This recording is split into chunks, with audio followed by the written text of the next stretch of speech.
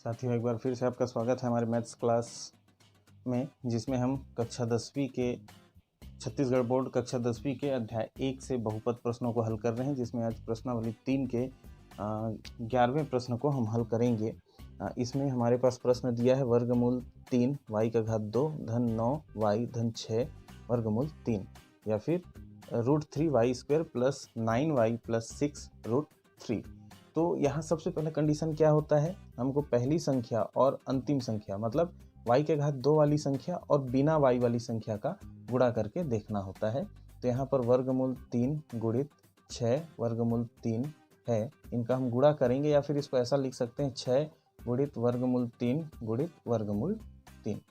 ठीक है, अब हमको पता है वर्गमूल से कि ये दोनों का वर्गमूल हट जाएगा और 6 गुणित ये क्या हो जाएगा 3, जैसा कि हम 9वीं में पढ़े होंगे। यदि नहीं पढ़े हैं तो भी मैं यहाँ पर याद दिला दूंगा आपको कि जब समान वर्गमूल वाली संख्याएं होती हैं तो उनका वर्गमूल हट जाता है।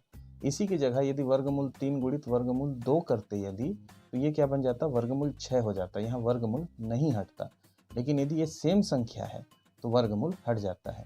इसको छोड़कर यदि वर्गमूल 4 यहाँ होता तो भी नहीं हटता, मतलब सेम रहेगा तभी वर्गमूल हटेगा। यदि सेम नहीं है ये दोनों संख्याएं तो उनका गुणा हो जाएगा और वर्गमूल जैसा है वैसे ही रहेगा। ये हमने 9वीं में पढ़ा है।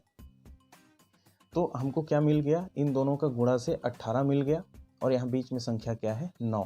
मतलब गुणा करने से हमको ऐसी संख्याएं चाहिए जिनका गुणा करना 18 हो और जोड़ने या घटाने पर हमको कितना मिलना चाहिए, 9 मिलना चाहिए।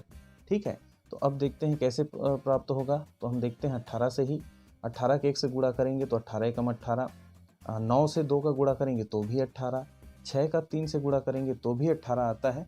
इसके अलावा और 18 प्राप्त करने की कोई भी कॉम्बिनेशन संयोग नहीं बनता है। अब यहाँ पर देखिए, यदि हम 18 में 1 जोड़ते हैं तो 19 आता है, घटाते हैं तो 17 आता है, मतलब ये हमारे काम का नहीं है। वैसे ही 9 में 2 का गुणा करेंगे 9 में 2 को जोड़ेंगे तो 11 आएगा और 9 में 2 को घटाएंगे तो कितना आएगा, 7 आएगा। ये भी हमारे काम का नहीं क्योंकि हमको 9 चाहिए। इसलिए हम देखते हैं 6 और 3 को जोड़ेंगे तो 9 आएगा और 6 में से 3 गया तो 3। तो ये 9 हमको मिल गया किससे, 6 और 3 के कॉम्बिनेशन से। अब इसी का उपयोग करते हुए हमको गुणन खंडन करना है, इसलिए हम फिर से प्रश्न पर आते हैं। ये तो रफ कार्य था। तो यहाँ पर क्या है, वर्गमूल 3 y का घात 2 9y धन 6 वर्गमूल 3, इसको हम हल करते हैं।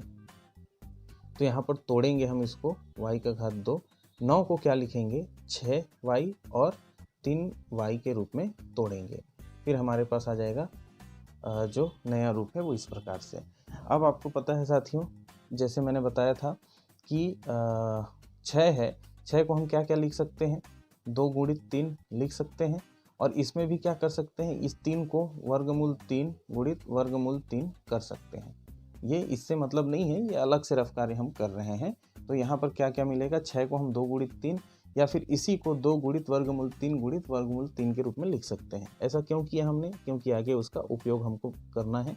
यहाँ पर देखिए वर्गमूल 3 y का घात 2, 6 को हमने क्या लिख लेना है, 2 गुणित वर्गमूल 3 गुणित वर्गमूल 3 और यहाँ पर क्या आ जाएगा y। यदि ये धनात्मक रूप में होता, धन धन धन करके कर रहे होते तो y हर जगह लगाते, गुणा कर रहे हैं इसलिए y एक ही जगह पर लगेगा। फिर उसके बाद देखिए 3y और धन यहाँ पर क्या आ गया 6 वर्गमूल 3। अब देखिए साथियों, यहाँ पर y है, यहाँ भी y है, तो y को हम बाहर ले सकते हैं। उसके अलावा देखिए यहाँ वर्गमूल 3 है, यहाँ भी वर्गमूल 3 है, उसको भी हमने बाहर निकाल दिया।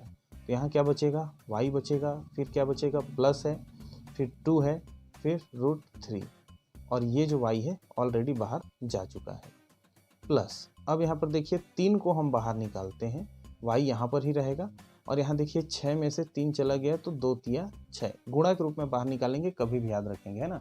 जैसे मैंने कहा कि 3 बाहर निकल गया तो 6 में से क्या बचेगा, बोलने से 3 नहीं बचेगा, यहाँ पर 2 बचेगा। क्यों, क्योंकि 3 दूने 6 होता है, गुणा करना है ना कि जोड़ना है। तो इस प्रकार से हमको कोष्ठक में संख्याएं मिली, क्या क्या, y + 2 √3 y धन 2 वर्गमूल 3। यहाँ भी सेम संख्या है, इसलिए हम क्या करेंगे, इसको एक बार लिखेंगे y + 2 √3 और यहाँ जो बचा है क्या क्या बचा है, वर्गमूल 3 y धन यहाँ पर क्या बचा है 3। ये हमारा हो गया गुणन खंडन किसका, वर्गमूल 3y का घात 2 धन 9y धन 6 वर्गमूल 3 का। तो यदि कहीं समझ में नहीं आया हो, उम्मीद है समझ में तो आ गया होगा, लेकिन यदि फिर भी समझ में नहीं आया हो तो आप वीडियो रिवाइंड करके देखेंगे और यहाँ पर जो हमने प्रोसेस किया है उसको समझने का प्रयास करेंगे। फिर भी यदि कोई सुझाव हो या कुछ समझ में ना आया हो तो कमेंट करके हमको ज़रूर बताइएगा।